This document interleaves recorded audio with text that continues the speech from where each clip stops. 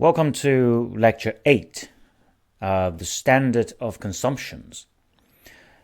So in the previous lecture, we discussed the theory of happiness for both the rich and the poor.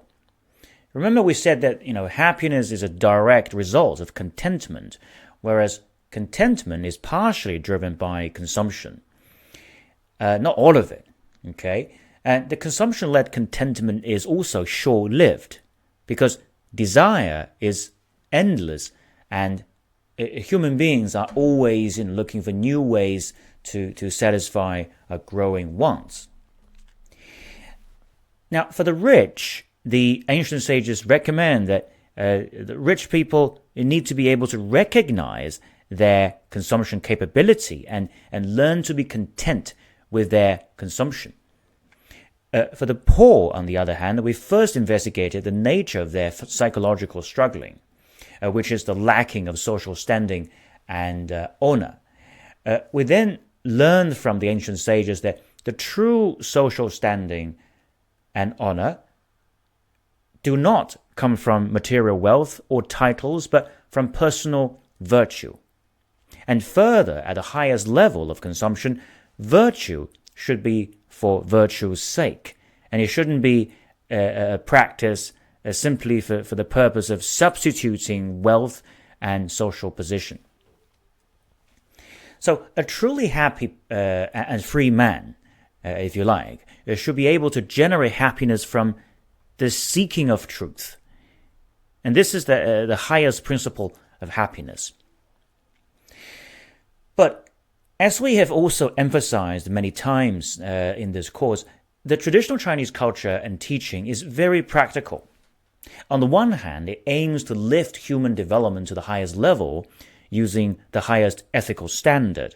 But on the other hand, it doesn't forbid necessary human life, but quite the contrary, it teaches people to the correct way of life. Be it Confucianism or Taoism and Buddhism, they're all essentially education, and they all take human feeling as the field of their work, and accordingly teach based on the various characters and nature of different audiences. So for us ordinary people who cannot live without material consumption, Confucius set a series of practical consumption rules with philosophical explanation in order to help us to maintain happiness. We know that modern people don't like rules very much, especially when it comes to personal life.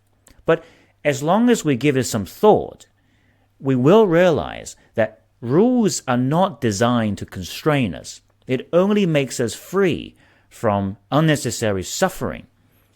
This is because these rules are very much consistent with our nature. They're not arbitrary. So as an analogy, we can think about consumption rules as, let's say, air traffic control.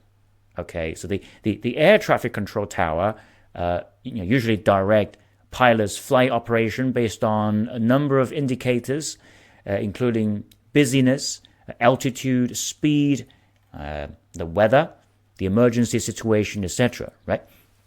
Now, I don't think anybody would ever complain about these rules, because we know that these rules are for the safety of people and the smooth operation of the airport.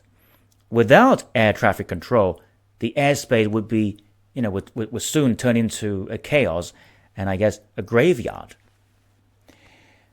Okay, but what about consumption rules?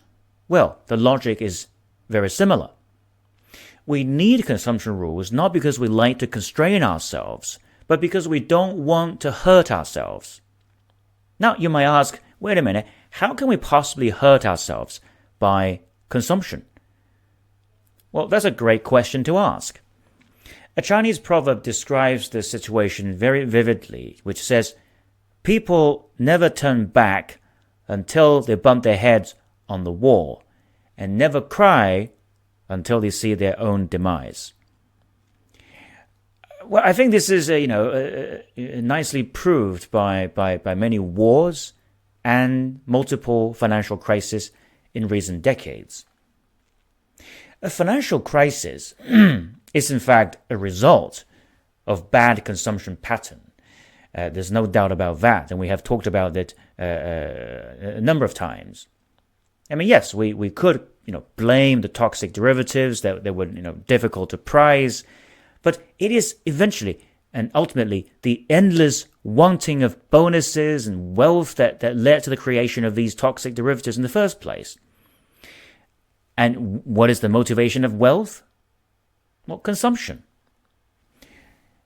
Sometimes we can only agree with the rules and see it through when we can no longer maintain our behavioral pattern as it becomes too costly to do so. So I guess the hope is that people don't have to go through this again. And that's why Sage's education is extremely important. So in this lecture today, we'll consult the ancient sages. What is the best and most harmless consumption pattern? The best consumption pattern is by no means a skimpy one. Okay, the traditional Chinese culture value the concept of, let's say, the middle way. So too much to the left is just as bad as too much to the right. So a good consumption pattern is one that goes along with human nature. Now, it's not only beneficial to oneself, but also to the rest of the society.